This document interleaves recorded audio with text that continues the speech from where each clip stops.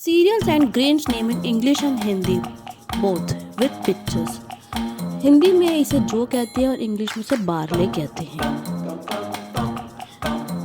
हिंदी में इसे काले चने कहते हैं और इंग्लिश में इसे ब्लैक ग्राम कहते हैं। हिंदी में इसे चोकर कहते हैं और इंग्लिश में इसे ब्रैन कहते हैं। हिंदी में इसे काबुली चना कहते हैं और इंग्लिश में इसे चिक पीस कहते हैं, चिक पीस।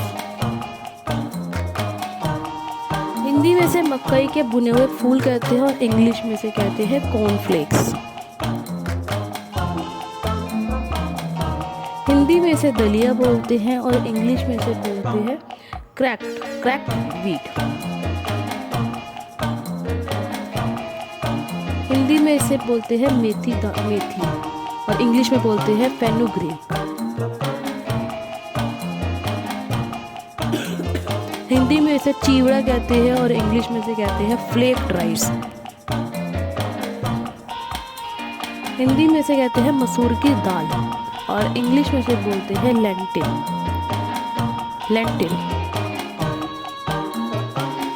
हिंदी में इसे बोलते हैं अलसी और इंग्लिश में बोलते हैं लाइम सीड। हिंदी में इसे बोलते हैं मक्का और इंग्लिश में इसे बोलते हैं मेज।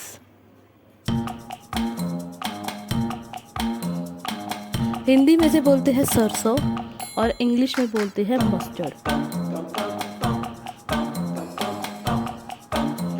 हिंदी में इसे बोलते हैं जई और इंग्लिश में इसे बोलते हैं ओट।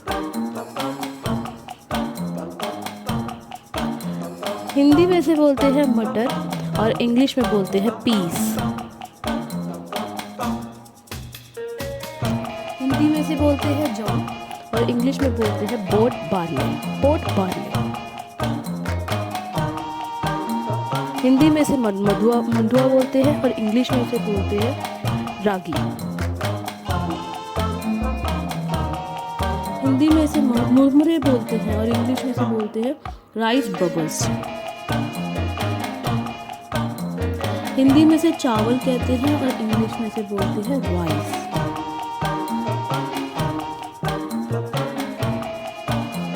बच्चों, इसे हिंदी में बोलते हैं साबूदाना और इंग्लिश में से बोलते हैं सागो।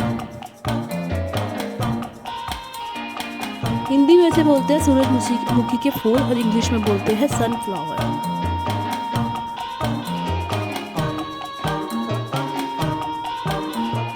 हिंदी में इसे बोलते हैं तूर की दाल,